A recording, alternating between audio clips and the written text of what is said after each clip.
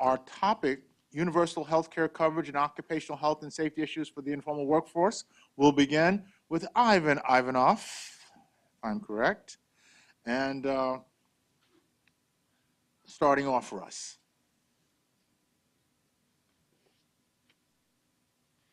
Thank you, Clarion. You're improving your pronunciation of Bulgarian language. Thank you, sir. Thank you. Really, and I want to start by thanking very much the Institute of Medicine for approaching and inviting the World Health Organization to take part in this event. We were very enthusiastic both on the occupational health and the health system financing part of WHO about this workshop, because this is a big challenge. Our Director General, Margaret Chan, said that universal health coverage will not be complete if we don't reach out to the informal sector workers. So that's why we embrace the opportunity provided by this forum to participate and share, but also learn from the experience. So we really appreciate it. I will moderate this session, and we have only one speaker, Dr. Martha Chan from Harvard, who will talk about the challenges of occupational health and safety and the general challenges about the development of informality and occupational health and safety. But before I give the word to Martha, I would like to introduce certain thoughts about universal health coverage, informality, workers' health, that I see that they're provoking already a lot of discussions, and we really look forward to hearing your thoughts about these main messages.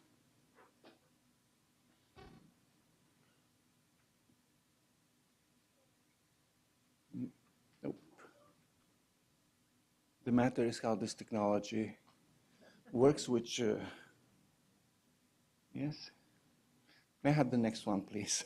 Okay, well, universal health coverage is basically three main things, but could be even more than three main things. But on one hand, the objective is to reduce the gap between the need for and the use of services, to ensure that those who need the services should get them, and not only those who can pay for the services.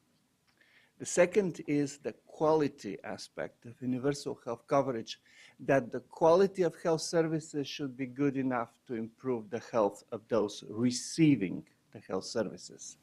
And the third dimension of universal health coverage is the financial risk protection, to ensure that the cost of using healthcare does not put people at risk of financial hardship. But also universal health coverage is about prevention, about poor, vulnerable, and marginalized population. And as our star speaker from the previous session, Mirai, said, it is about those who are poor, those who are in need.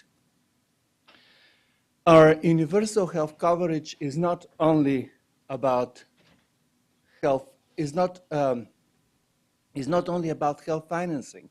Universal health coverage is a way of organizing a health system so that people can get the services that they need with the quality that can make a difference without becoming poor of getting these services. So in order to have universal health coverage, we need a strong, efficient, and well-run health system. We need a system for financing health services. We need to ensure the access to the essential medicines and technologies, and sufficient capacity of well-trained, motivated health workers. So in basic words, universal health coverage requires reforms of health systems and fixing health systems so that they produce these outcomes. Universal health coverage is not only about primary care. Universal health coverage is also include secondary, tertiary care, is basically a way of organizing health system. So it is not only about health financing. Health financing can do little if there is no health service delivery, if there's no competent human resources for health. It is not only a set of health services or healthcare benefits or essential health packages. It is about the needed services.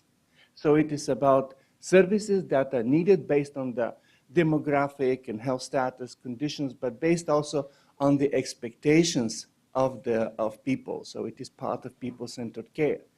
It is not about curative care only. It includes prevention, and this is why we talk about occupational health, which is one aspect of prevention. It is about promotion, rehabilitation, and palliative care. It is not only about essential medicines and a list of drugs, but it is also about health technologies, both technologies for prevention and for cure and for promotion. And it is not about specific population groups. While we're preparing this workshop, we had discussion about the definitions of universal health coverage with focus on vulnerable groups, and then it changed to for all. It is really for all. So it is not only for the workers, it is not only for the poor, it is for all. But while countries are moving toward universal health coverage, there are certain population groups that can be prioritized, those of vulnerable situations that can be prioritized, but the objective is for all. Now, this morning there was a lot also discussion about different benefits, packages, and design. It's first of all, the experience of WHO shows that it is difficult to define benefit packages at the primary care level, because very often benefit packages, they are related to a diagnosis, to a specific health condition, and at the primary care level, there is often just symptoms and not well-defined diagnosis. Secondly, we argue also that the payment should be done for paying the level of care instead of a limited set of services. And informality should not be a concern, but the policy response has to be made so that there are no inequalities in the benefits and the access of the services and interventions that people have. And that those who do not have a health insurance coverage, but would suffer from vague entitlements that are difficult to enforce at this point of care. Next one. For example, this is a case, again, in Thailand that can show you the inequalities that can exist when different packages of benefits are defined. You can see here what is the public insurance expenditure per capita was in 92, 20-something years ago, in Thailand between civil servants, social security, low income, elderly, and the voluntary health card that was introduced at that time in Thailand. Next one, please. And this is how skewed is the situation in South Africa, where 16% of the population spends over half of the health, makes over half of the health expenditure. And this is because the South African health financing system relies still on voluntary private health insurance that allows only those who can pay for the health insurance to access these health services. And that is distorting the equity at the country level. The next one, please. Yes. And universal health coverage, as I said, is not only about financing and packages, but it is also about governance. And my colleague, Joe Kutzing, that I prepared this presentation together with, he's the head of the unit on health financing policies, he also argues that apart from the health financing and collection of the contributions, informality should not present a major problem because the solutions to the health problems are the same whether the workers are informal or whether they are not, whether they are formal. So therefore, the formal sector, which is typically better organized, better represented in terms of trade unions, in terms of employers associations, they can exercise more influence on making decisions And sometimes there are already documented cases in the literature that these formal sector organizations are reluctant to extend benefits to the informal sector and extend the pools of the health financing also to members from the informal sector. So the problem of informality, according to us, is mainly an issue of fiscal capacity, abilities of countries to collect the taxes from the informal sector. And of course, this constrains the capacities of countries to spend on meeting the needs of the informal sector. The other problems and challenges that are related to the informal sector and health issues in the informal sector reflect past policy choices and implementation failures. For example, the attachment to contributory-based entitlements. There is long tradition in countries that the collection of funds for health comes through labor contracts, where we argue that in the context of universal health coverage, everybody should be able to benefit the health coverage because health is a human right.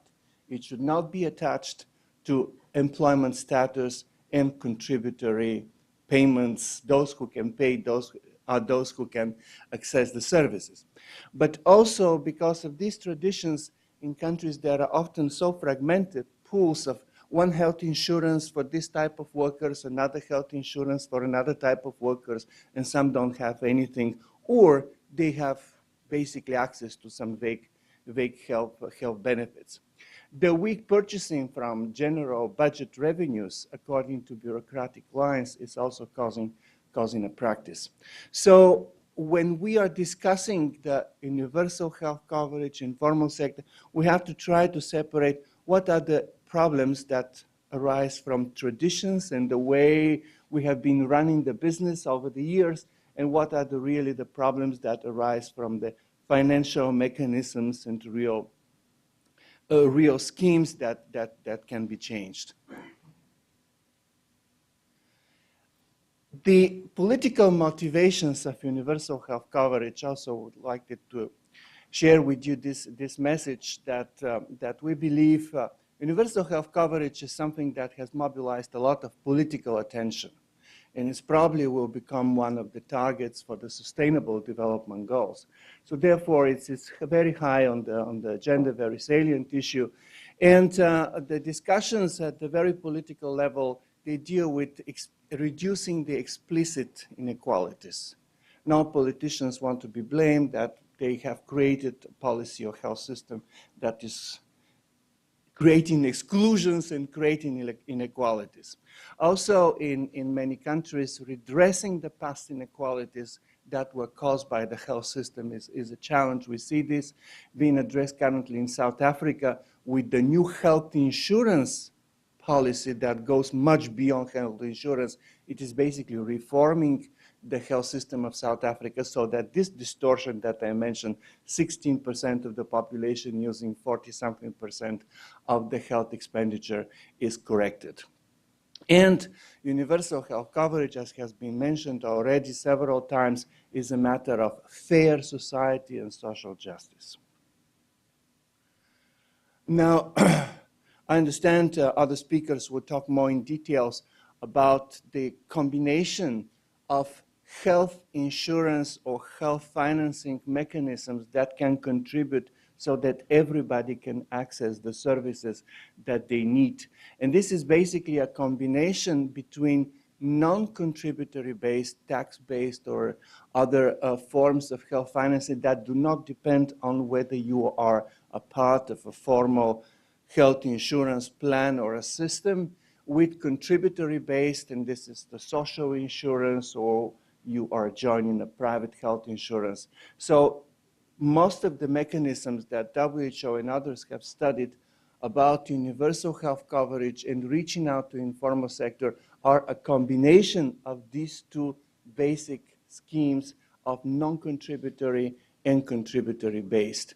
The differences are to the extent that how for example, the so-called non-poor informal sector contributions are collected, whether they are subsidized, whether the poor informal sector is covered based on some contributions heavily subsidized or moderately subsidized or totally non-contributory contributions from the poor informal sector. The next one, please. And since this meeting is about the workers, I would like to outline to you what determines the health of workers. One more click. Yeah, one more. Yes, the health of workers is determined, of course, a major determinant of the health of workers is the environment in which they work, the so-called occupational health and safety risks and determinants that they face, different risk factors, mechanical, physical, chemical, biological, ergonomic, but also a major determinant of the health of workers as shown by the WHO Commission on Social Determinants of Health is the employment and the status of employment. And this is why we're concerned about the informal work, because precarious employment is a major determinant. It determines access to health services, it determines physical well-being, it determines also the, the exposure to risk factors.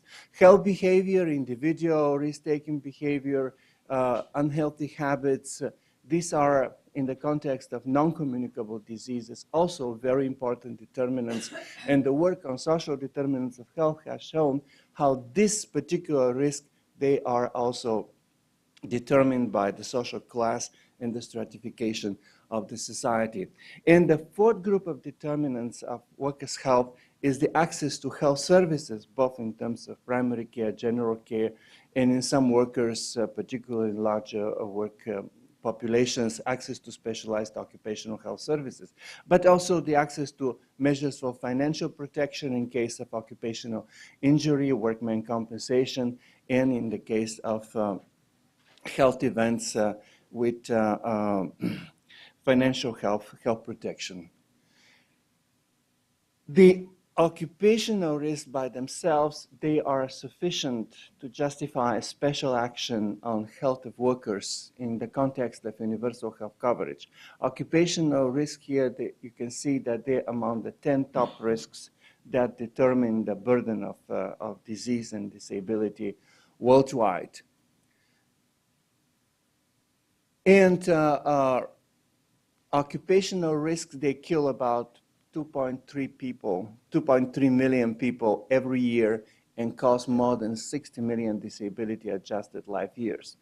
And you can see that the distribution of this burden is among the most productive part of people's life, and the age interval between 30 and 39 years of age. So this really has enormous impact on productivity.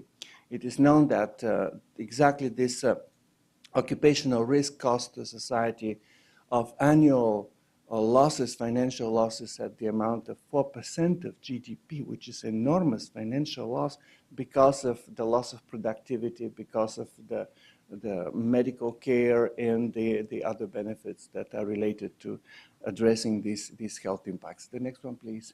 And just final messages for your consideration, more to open the discussion at this workshop is whether the problems arise from informality or they are objective problems that can be fixed, whether it is a matter of tradition or it is a matter of structure. Whether the universal health coverage involves the linkage of health coverage from employment status. Should we work in that direction? Do you think that would be useful? And what are the challenges of delinking health coverage from employment status? What about the contributory schemes? Are they the only way or not the only way to expand health coverage, and how to deal with the combination between contributory and non-contributory schemes? And what are the challenges of addressing all health determinants as part of universal health coverage? Shall universal health coverage be only about certain services, health care services, or it can address also social determinants of health, how to organize the equity in coverage, and how universal health coverage can contribute to occupational health and to promotion of health.